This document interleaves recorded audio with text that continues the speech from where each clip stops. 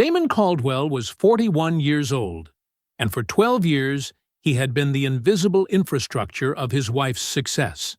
While Yvette climbed toward the CEO title she had wanted her entire life, Damon managed their finances, raised their daughter Nadia, and ran a household with the same quiet precision he brought to every structure he had ever built. He never complained. He never asked for credit. He simply believed in what they were building together. The morning after Yvette's board approval, she walked into his home office dressed for her first day at the top, set a manila envelope on his desk, and told him she'd had the papers drawn up a month ago. Divorce papers. Then she left for work. What Damon found when he opened that envelope told him everything.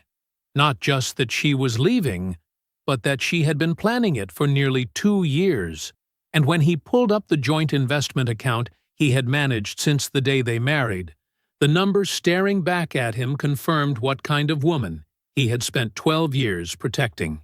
$340,000 transferred out, incrementally, deliberately, while he made their daughters lunch and kept their accounts and stayed quiet because he believed in her. She filed thinking she already knew exactly what Damon Caldwell was worth. She had never been more wrong in her life. Before we jump into the story, comment where in the world you are watching from and subscribe, because tomorrow's story is one you need to hear. The morning light filtered through the renovated kitchen windows of the Caldwell home in Cascade Heights. Damon had installed those windows himself 3 summers ago, along with the custom cabinets and the marble countertops that now gleamed under the pendant lights. Like everything else he built, they were perfect. Measured twice, cut once, secured to last.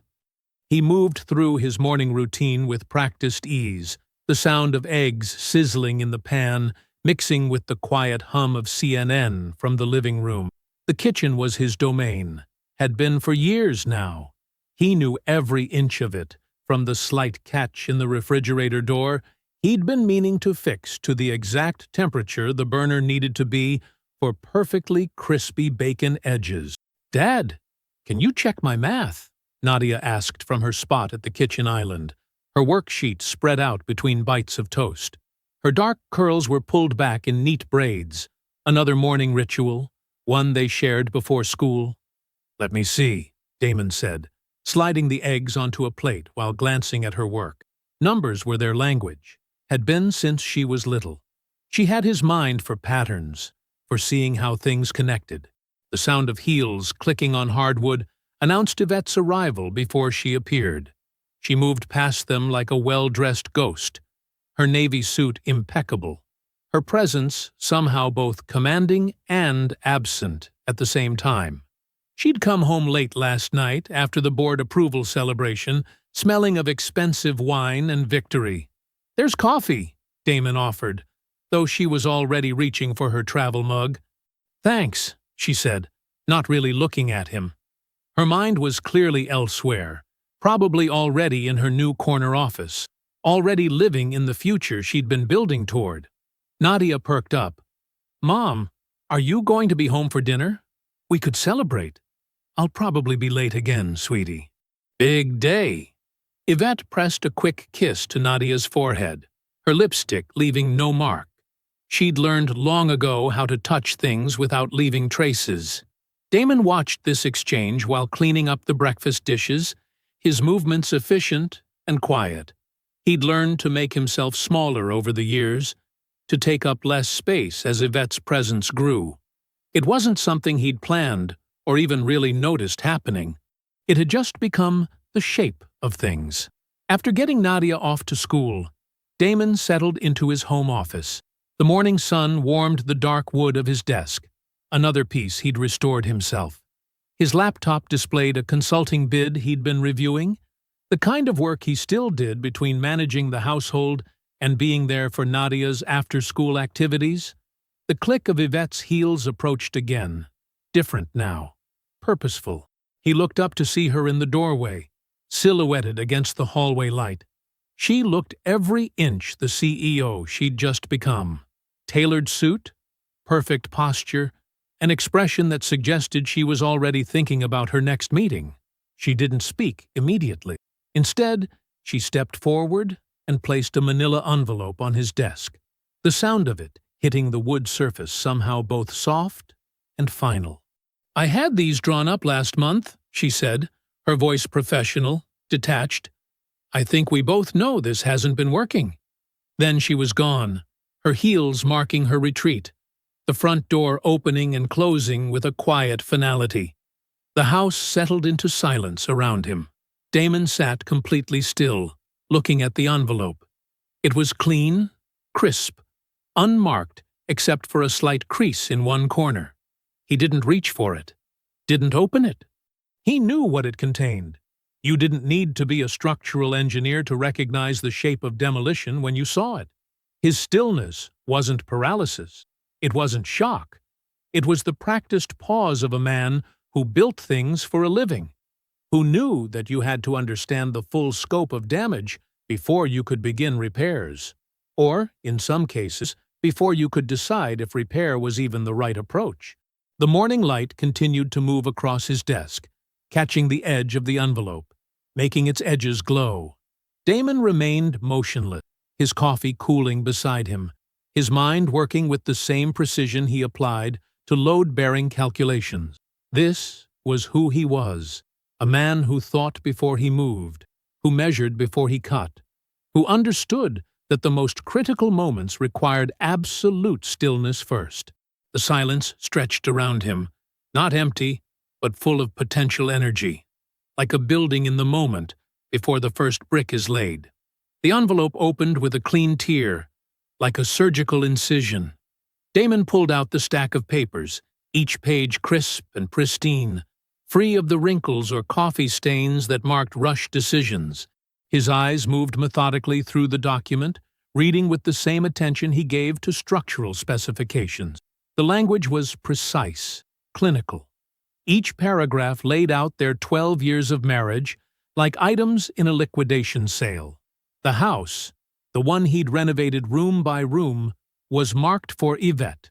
Primary custody of Nadia would go to her, with his visitation restricted to every other weekend and one weekday evening.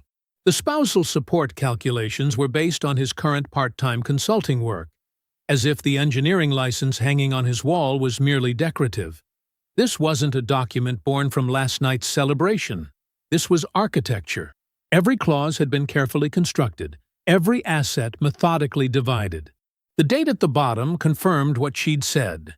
These had been drawn up a month ago, while she was still kissing him goodbye in the mornings and asking about Nadia's math homework. Damon set the papers down and opened his laptop. The familiar banking interface greeted him. He'd managed their joint accounts since before they were married, tracking everything in detailed spreadsheets with the precision his profession demanded. He navigated to their investment account, the one that had been steadily growing for their retirement, for Nadia's college. The numbers didn't make sense at first. The balance was wrong, significantly wrong. He pulled up the transaction history, expanding it to show the past 2 years. What he found made his hands go still on the keyboard. The withdrawals were like perfectly spaced footprints in snow. Every 3 months, just after his quarterly reviews, amounts between $12,000 and $18,000 had vanished. The transfers were timed precisely to fall in the gaps of his attention, each one small enough to not trigger immediate concern if noticed, but adding up to $340,000 over 22 months. He traced the transfers to their destination, a joint account belonging to Yvette and Derek Ashton. The name hit him like a physical thing. Derek Ashton, the CFO she'd brought in 26 months ago. The timing wasn't coincidental. The financial bleeding had started almost immediately after Derek's arrival. The affair wasn't new. The theft wasn't impulsive.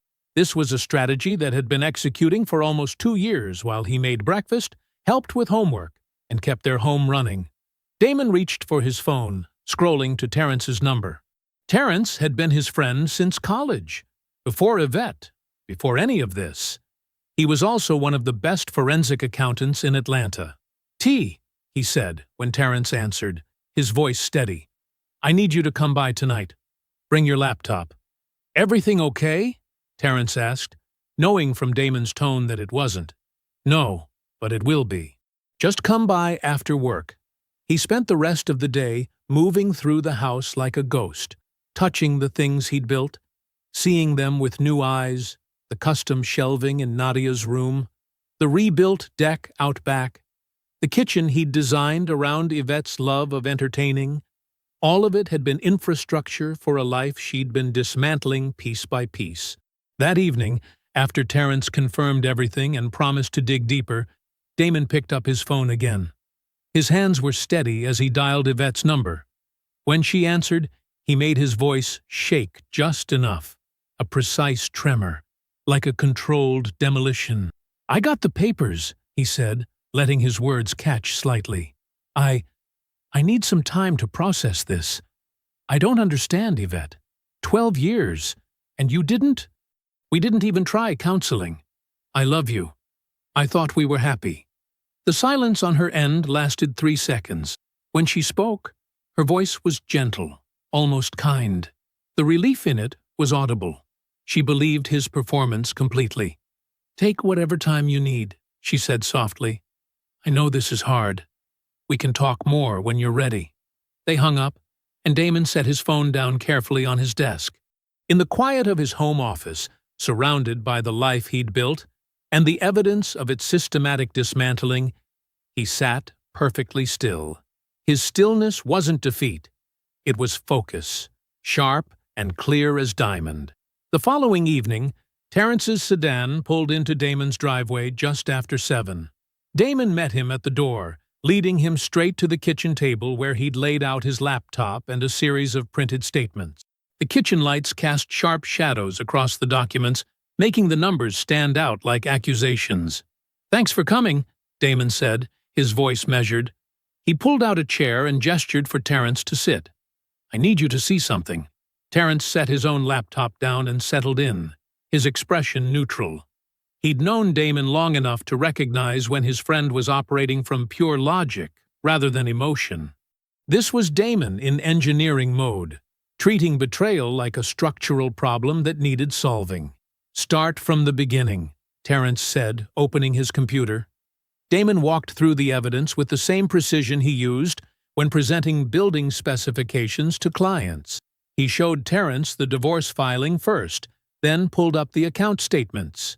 His finger traced the pattern of transfers, each one falling neatly between his quarterly reviews. 340,000, Damon said quietly. Over 22 months. Always between 12 and 18,000. Always time to fall after I'd done the quarterly household review.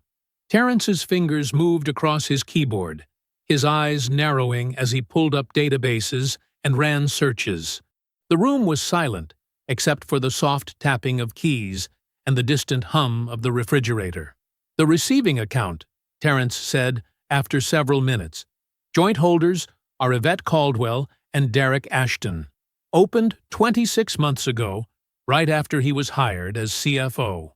"Can you trace the pattern?" Damon asked. Terrence nodded, already working. "Give me an hour."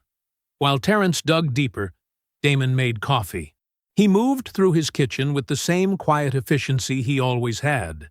But now, each familiar motion felt like walking through a house he'd just discovered was built on sand. He'd made coffee in this kitchen thousands of times, while Yvette planned her exit, one transfer at a time. 2 hours later, Terrence had assembled a complete timeline. The transfers were methodical, planned to avoid detection. The account showed regular activity between Yvette and Derek. Dinner charges, hotel stays, weekend trips disguised as business travel. The affair and the theft were perfectly synchronized. A dual betrayal executed with corporate precision. "I know a family law attorney," Terrence said, turning his laptop to show Damon the evidence he'd compiled. "Patricia Ossie. She handles high-asset divorces. Knows her way around financial fraud. Want me to make a call?" Damon nodded. "But tell her I don't want to move on anything yet. I need everything documented first." Patricia arrived the next morning, her briefcase heavy with similar cases she'd handled. She spread the divorce filing across the kitchen table, next to Terrence's financial analysis. Her reading was quick but thorough, her occasional nods suggesting she was finding exactly what she expected. "She's made 3 critical mistakes," Patricia said finally, looking up at Damon. "First, she's grossly underestimated your earning capacity. Your engineering license and consulting history alone make her spousal support calculations invalid. Second, she's assumed you have no independent assets or professional network. And third, she's committed documented financial fraud by transferring marital assets without disclosure." "What's your advice?" Damon asked.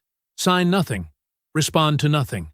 Patricia stacked the papers with precise movements. "Let her think you're overwhelmed. Processing. Moving slowly.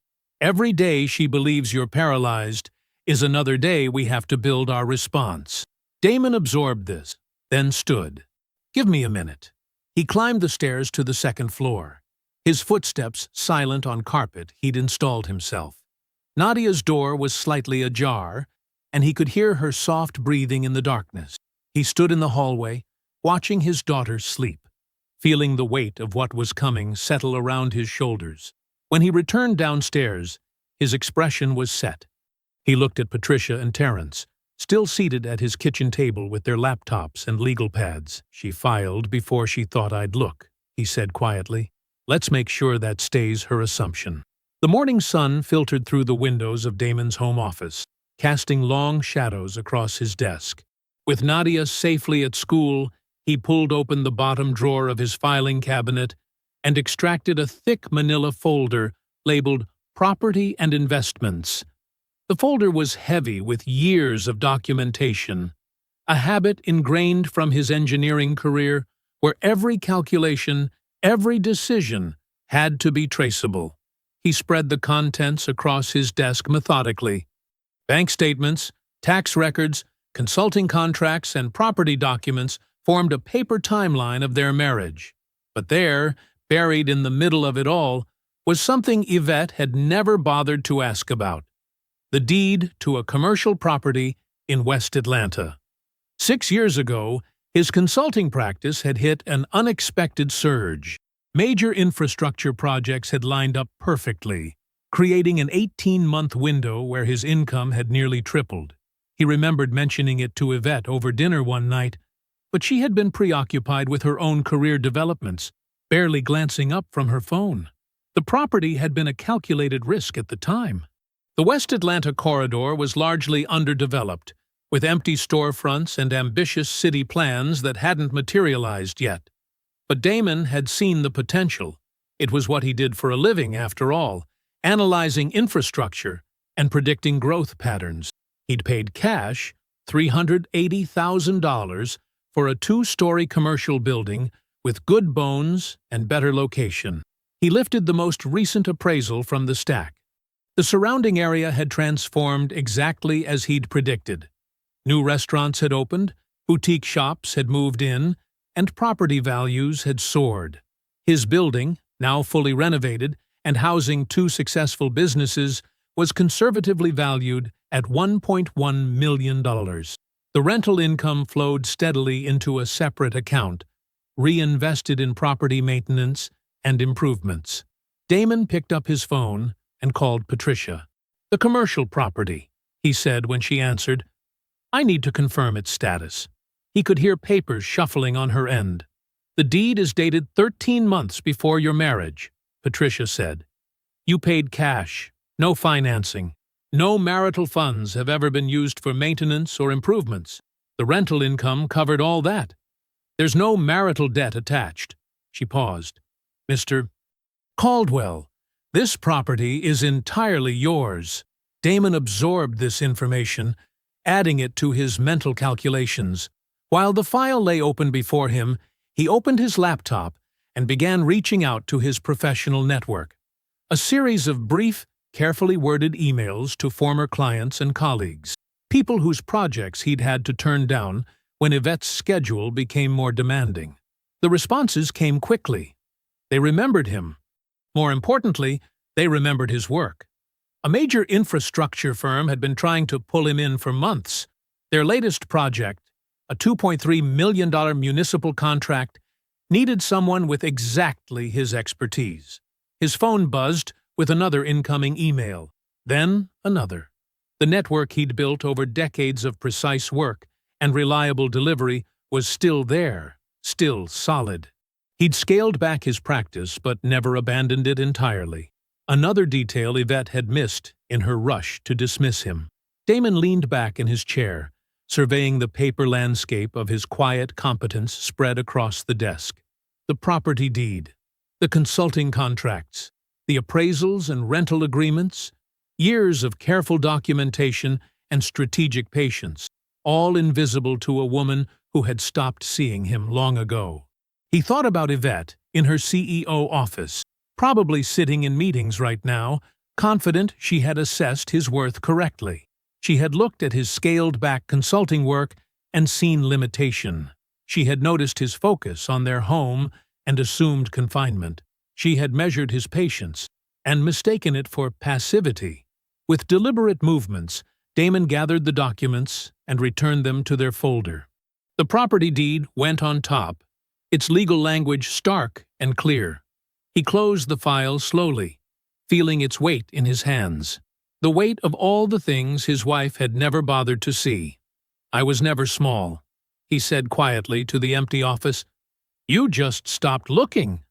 Patricia's downtown office occupied a corner suite in a glass and steel high-rise, its conference room offering sweeping views of Atlanta's skyline. Damon arrived precisely on time, carrying 2 accordion files and his laptop.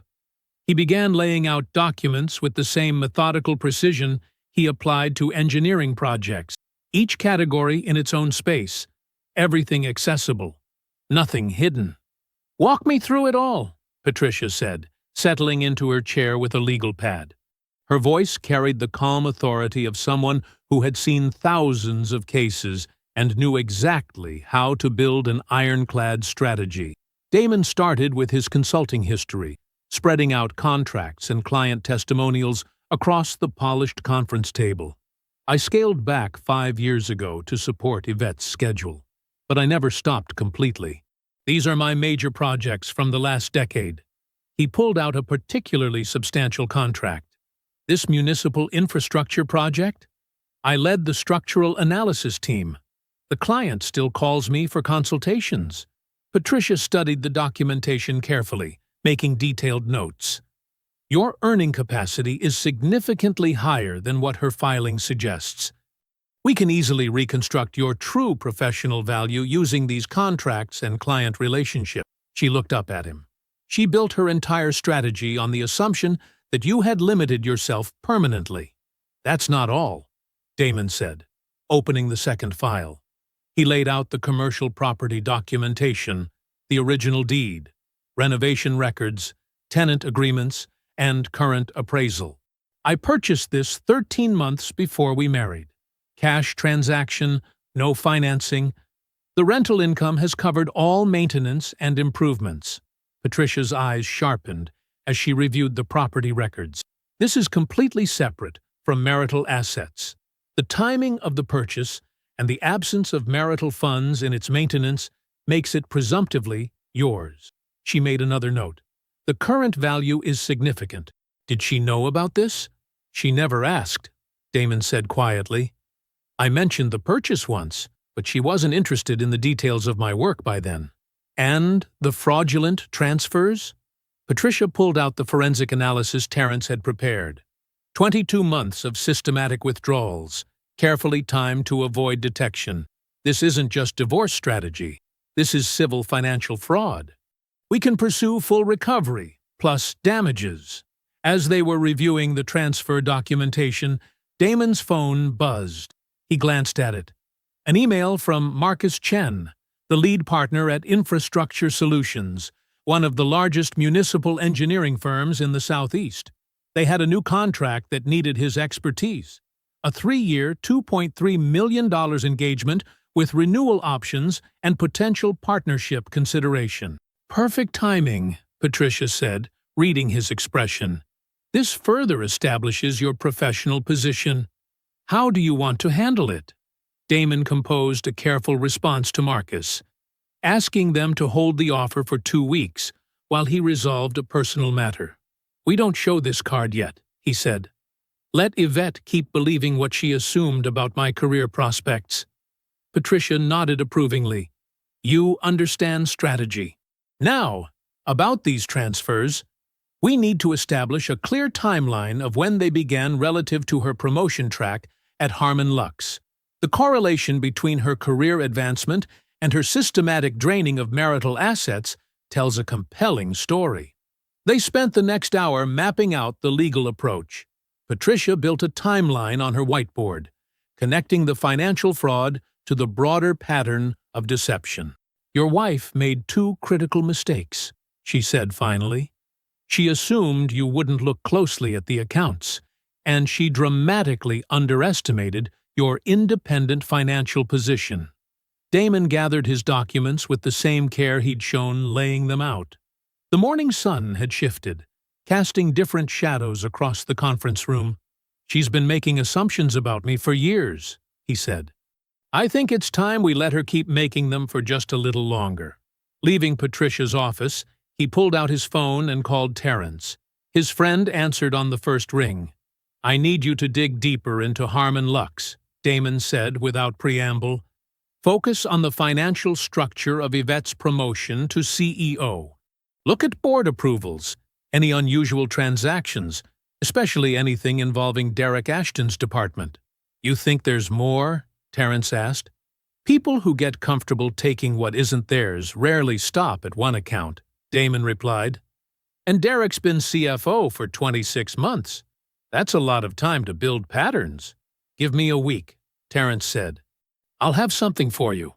3 days after the meeting with Patricia, Damon's phone lit up with Terrence's name. His friend's voice was carefully neutral. We need to talk. In person. Tonight work? Hours later, they sat at Damon's kitchen table, the house quiet except for the soft hum of the dishwasher. Nadia was asleep upstairs, her homework finished, her routine maintained despite everything shifting beneath the surface. Terrence spread documents across the table with precise movements, each paper positioned deliberately. This goes beyond the marital accounts, Terrence said, his voice low. Way beyond. Harmon Lux is in pre-IPO registration. They're positioning for a public offering within 18 months. He pulled out a series of financial records. But there's something wrong with their disclosure filing. Damon leaned forward, studying the documents. Years of reviewing structural analyses had taught him to spot patterns in complex data. Show me. When they structured Yvette's CEO appointment, there were a series of transactions through a vendor account. Terrence pointed to highlighted entries. The account is controlled by Derek's department. On paper, it looks like standard operational expenses. But when you trace the money, he laid out another document. It went to clear personal debts, Yvette's debts, Derek's debts, over $800,000 of company funds, redirected through fake vendor invoices. Damon sat back, processing, during a pre-IPO period, which makes it securities fraud. Terrence's finger traced the transaction dates. The timing matches perfectly with her appointment. And here's the thing. These transactions required board-level approval. Philip Harmon either knew or deliberately chose not to know what his daughter and her CFO were doing. He handed her the company, Damon said quietly, and she treated it the same way she treated our marriage, like something to be stripped for parts. I've got a colleague who specializes in pre-IPO compliance issues, Terrence added. We can have an exploratory conversation. No formal filing yet, just establishing options. Damon nodded slowly. Do it, but keep it unofficial for now. He studied the documents again, seeing not just numbers, but leverage points, structural weaknesses in the edifice Yvette had built. I need to talk to Philip first. The next morning, Damon drove to the Harmon house in Buckhead, the house where Yvette grew up, where he'd spent countless family dinners in happier times. Philip answered the door himself, his expression guarded, but not unwelcoming. Can we talk? Damon asked simply. They sat in Philip's study, a room lined with books and achievements, the foundation of everything Yvette had inherited. Damon didn't pull out documents. He didn't make accusations. He simply looked at his father-in-law and asked, "Did you know she had this planned for a while, sir?" The silence stretched between them, heavy with unspoken understanding. Philip's face showed a flicker of shame before settling into resignation. He didn't answer, but his silence said everything. "Thank you for your time," Damon said, standing. He meant it sincerely. Philip's wordless confirmation was exactly what he needed.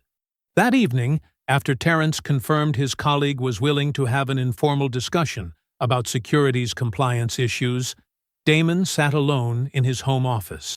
The house was quiet again, Nadia asleep upstairs, her world still intact despite the tremors building beneath it. He spread everything across his desk, the marital account records showing Yvette's systematic theft, the commercial property documentation she never knew about, the consulting contracts proving his true earning capacity, and now the Harmon Lux records revealing corporate fraud. Each piece was a card in his hand, and he held them all. The weight of this knowledge settled around him like familiar gravity. He had spent years building things to last. Buildings, investments, his daughter's sense of security. Now he would use that same patience to dismantle what needed to fall. He wouldn't play these cards randomly. He wouldn't play them in anger. He would play them precisely, strategically, each revelation timed for maximum effect. Yvette had spent years underestimating him, seeing only what she expected to see. She had no idea he'd been building this moment, without even knowing he needed to. 2 weeks had passed since Yvette handed Damon the divorce papers when his phone buzzed with a text from her. "We should discuss transitioning the household. Coffee tomorrow? Also, I've been looking at some rental listings that might work for you." Damon read the message twice, noting her careful choice of words. Not their household. The household. She was already rewriting the narrative, casting him as someone who needed her guidance to find an apartment. He replied with simple agreement, suggesting the quiet coffee shop near her office. The next morning, he arrived early, ordered 2 coffees, hers exactly as she liked it, with almond milk and a hint of vanilla, and chose a table by the window. When Yvette walked in, she carried herself with the particular confidence of someone who believed they controlled the situation completely. "I got your usual," Damon said, sliding her coffee across the table. She looked surprised, then pleased, exactly the reaction of someone who interpreted consideration as submission. "Thank you," she said, settling into her chair. "I appreciate how reasonable you're being about all this." Damon nodded, his expression open and attentive. "I've had some time to process. The main thing is making sure Nadia feels secure through the transition." Yvette relaxed visibly, her shoulders dropping slightly. "That's exactly what I wanted to discuss. I've been thinking about the custody schedule, and I know my hours are demanding right now with the new position." "We can work around your schedule," Damon said, his voice warm with practiced patience. "Maybe alternate weekends, and then evenings when you're free. Nadia understands you're busy." Something flickered across Yvette's face, a flash of guilt, quickly suppressed. For just a moment, she seemed to see him as he used to be, the supportive husband who made everything work, who kept their world turning while she climbed. But the moment passed, replaced by the cool efficiency she'd cultivated. "That could work," she said, pulling out her phone to make notes. "About the house, I really think renting would be best for you initially. There's a nice complex near Nadia's school. 2 bedrooms, covered parking." Damon made thoughtful sounds, asked relevant questions about lease terms, nodded at appropriate moments. He watched Yvette grow more animated as she outlined his smaller future, her relief at his apparent compliance evident in every gesture. After 45 minutes of productive planning, all of which would be irrelevant by next Friday, they wrapped up the meeting. Yvette touched his arm briefly as she stood to leave. "This means a lot, Damon, that we can handle this like adults." He smiled, the same smile he'd given her for years. "I just want what's best for everyone." As soon as Yvette left the coffee shop, she called Derek. Damon knew this because Terrence had quietly secured access to her call records days ago. The call lasted 4 minutes. Later that afternoon, Terrence forwarded him the surveillance transcript. "He's taking it better than I expected. I always told you, he doesn't really fight." That same day, Damon signed the infrastructure contract he'd been holding. $2.3 million over 3 years, with partnership potential. He filed the executed agreement in his office at home, alongside the commercial property documents and everything else Yvette had never bothered to notice. Patricia called to confirm the formal disclosure meeting was set for Friday at 10 a.m. in the Peachtree Street offices of her firm. "Everything's prepared," she said. "The forensic accounting report, the property documentation, the earning capacity analysis, and the Harmon Lux materials?" "Ready," Damon confirmed. "How long do you think it will take?" "Once we start presenting, maybe 30 minutes before her attorney asks for a recess. They won't get one." Damon looked out his home office window at the yard he'd landscaped himself, the flower beds he'd planted with Nadia last spring. 30 minutes, he repeated softly. 12 years undone in 30 minutes. Not undone, Patricia corrected. Accurately seen, for the first time. After hanging up, Damon sat at his desk, surrounded by the evidence of everything he'd built, while Yvette assumed he was standing still. The meeting was set. The strategy was in place. Years of documentation and quiet competence were about to become a precision weapon. He wasn't nervous. He was ready. Friday morning arrived crisp and clear. Damon adjusted his tie in the elevator mirror as it climbed to the 24th floor of the Peachtree Street law office. Patricia stood beside him, wheeling a leather briefcase containing 3 carefully organized folders. Neither spoke. The preparation was complete. Now, it was simply time to execute. The conference room commanded a view of downtown Atlanta through floor-to-ceiling windows. Damon helped Patricia arrange the documents in precise stacks on the polished mahogany table. Financial records to her left, property documentation directly in front of her, and the Harmon Lux materials to her right. Each page was tagged with colored markers, every exhibit numbered and indexed. "Water?" Patricia asked, gesturing to the crystal pitcher on the credenza. "I'm good," Damon replied, taking his seat. He adjusted his cuffs, a habit from years of client presentations. The room felt familiar.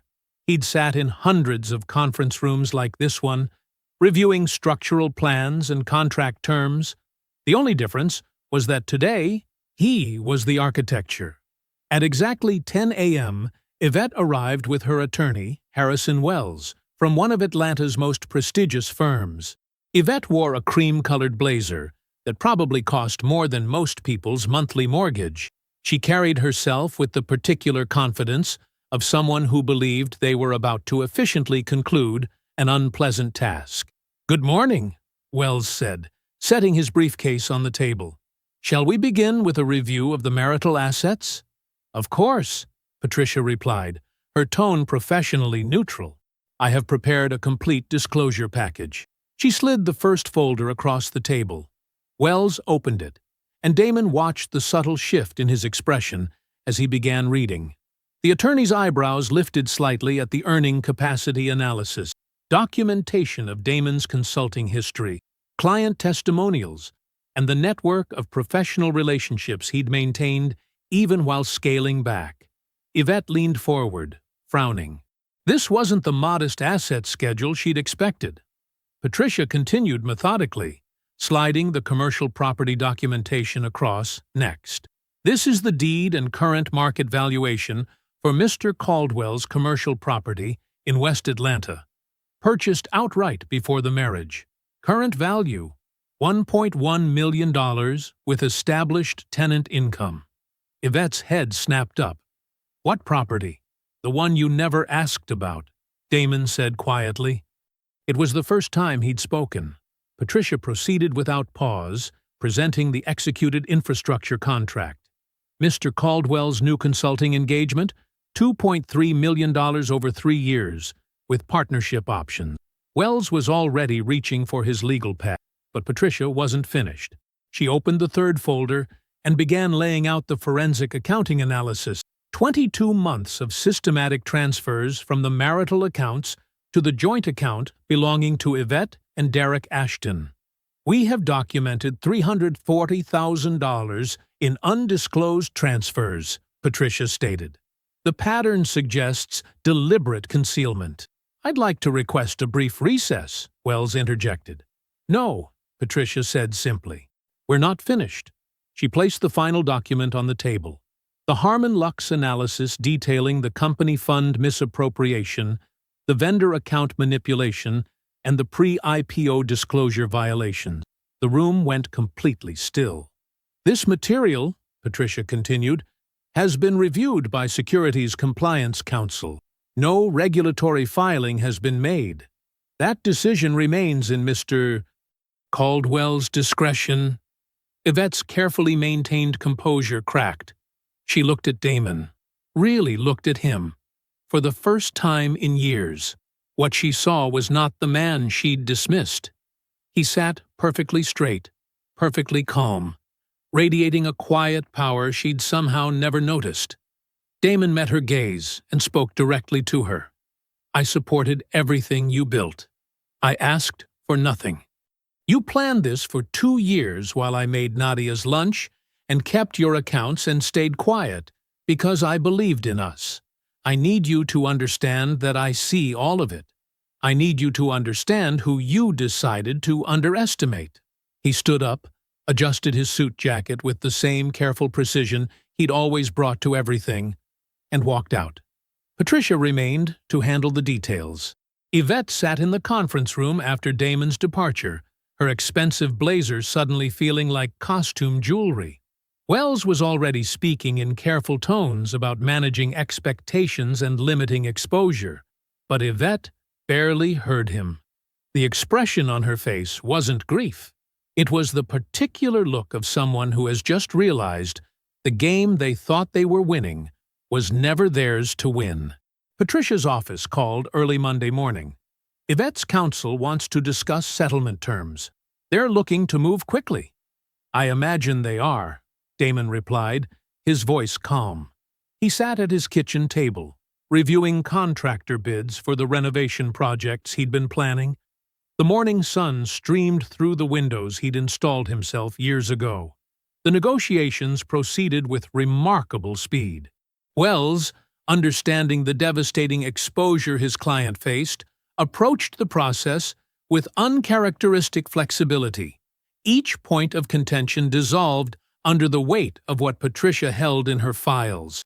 The threat of corporate fraud exposure made traditional posturing impossible. Within days, the framework emerged. Damon would retain the family home, the 4-bedroom in Cascade Heights, that held both memories and equity.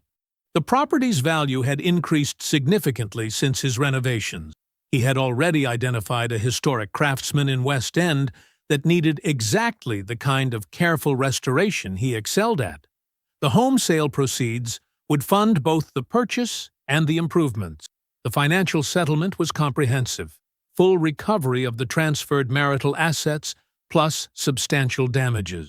Patricia had calculated the interest meticulously, accounting for both the direct transfers and the opportunity costs. The final number made Wells wince, but he didn't argue. Custody arrangements proved equally decisive. Damon received primary physical custody of Nadia. Yvette's visitation schedule would work around his, a complete reversal of her original filing's assumptions. The judge, reviewing the documentation of Damon's consistent presence in Nadia's life against Yvette's increasingly absent one, approved without hesitation. While the divorce proceedings moved toward conclusion, parallel tremors shook Harmon-Lux. Philip Harmon, confronted by his daughter with the full scope of Terrence's findings, made the hard choice loyalty had prevented earlier. He initiated a board-level audit, triggered by what he carefully termed irregularities in vendor payment processing. The audit results were swift and damning. Derek Ashton was terminated for cause 3 days after the preliminary findings reached the board. His office was cleared on a Friday afternoon, his credentials deactivated while he was still in the building. The vendor account documentation alone justified his removal. The personal relationship with the CEO during the period in question made it unappealable. The board's response to Yvette's role was more complex, but equally severe. They installed a compliance officer with direct oversight of all financial decisions, effectively creating a shadow CEO position above her. The IPO process, which had been approaching final stages, was suspended indefinitely. The company Yvette had spent her life pursuing became a carefully monitored cage. None of this played out in public. There were no press releases about Derek's departure, no announcements about the IPO delay. Corporate consequences moved through official channels, board resolutions, and carefully worded internal memoranda. Real power operated in quiet rooms, through proper procedures, with pristine documentation. On a Wednesday afternoon, Damon sat in Patricia's office, reviewing the final settlement documents. Each page represented a point of leverage, converted to concrete consequence. He signed methodically, his engineer's habit of checking every detail, unchanged by circumstance. "Congratulations," Patricia said, as he signed the last page. "You handled this perfectly." Damon stood and shook her hand. "Thank you for building it right." He left her office and drove to Nadia's school, arriving just as the dismissal bell rang. She bounded down the steps, her backpack bouncing, and slid into the passenger seat with the particular energy of 10-year-olds everywhere. "Is everything okay, Dad?" she asked, studying his face with the perceptiveness children often surprise adults with. Damon thought about the settlement documents in his briefcase, about the house he would build for them, about the quiet satisfaction of consequences properly constructed.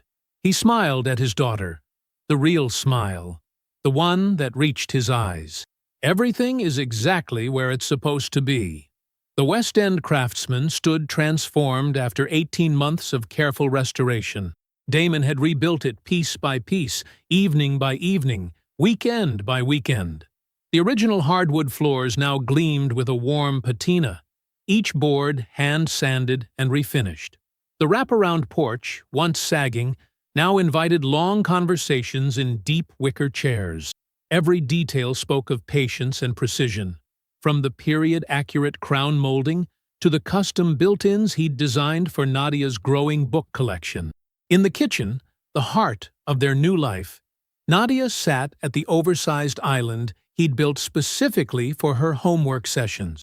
She had her father's focus, the ability to sit still with a problem until it yielded its secrets. Her math notebook showed careful columns of work, each step documented with the methodical clarity he'd taught her. Some habits, it seemed, ran in families. "Need any help?" he asked, measuring coffee beans into the grinder.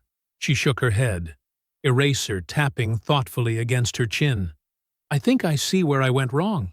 Give me a minute."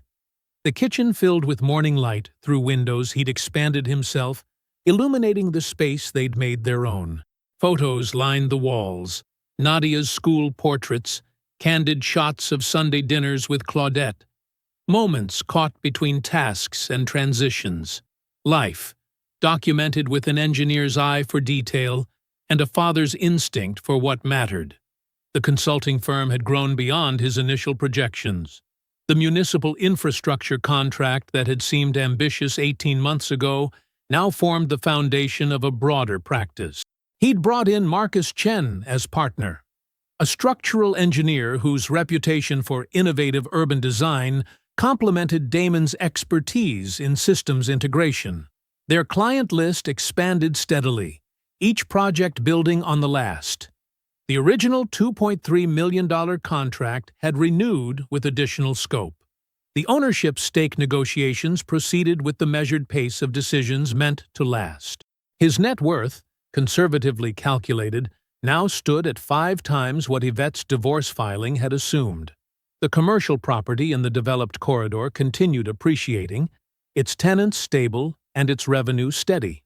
Sunday dinners had become a tradition that anchored their weeks. Claudette brought her famous mac and cheese and sharp observations about life, delivered with the particular wisdom of retired teachers. She and Nadia worked puzzles after dinner, while Damon cleaned up, their conversation flowing easily between generations. When playoff season rolled around, Terrence claimed his spot on the sectional Damon had carefully selected for optimal viewing angles. They watched games with the comfortable silence of old friends, breaking it only for strategic analysis or to debate controversial calls. Nadia joined them sometimes, more interested in the statistics than the sport itself, another inheritance from her father. The yard remained a work in progress, exactly as he liked it. He'd terraced the back slope to create level gardens, installing irrigation systems with the same attention he gave to city-scale water management. Each weekend brought new projects, a stone path here, a raised bed there, the slow transformation of space into place. He wasn't bitter. That surprised some people who knew the story. But bitterness required sustained attention to past injuries. Damon had moved forward with the same deliberate focus he brought to everything else. He was building something new, not maintaining grievances. The fall evening settled around him as he sat on the back porch, coffee steam rising in the cooling air. The Adirondack chair, another weekend project built from carefully selected cedar, held the comfort of things made by hand. From here, he could see the garden beds he'd prepared for spring planting, the workshop where he stored tools in perfect order, the tire swing he'd hung for Nadia from the old oak tree. His phone buzzed against the arm of the chair. Months ago, he'd set up a business news alert with her name. Not from obsession, but from the same practical instinct that made him document everything. He picked up the phone, read the headline once. Harmon Luck's CEO steps down amid ongoing board review. The words held no power. They were simply information, like weather reports or traffic updates.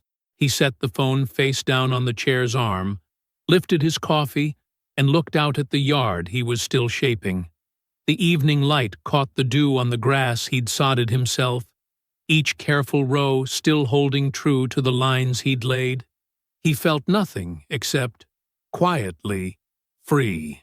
I hope you enjoyed that one. Be sure to like the video and subscribe so you don't miss the next story.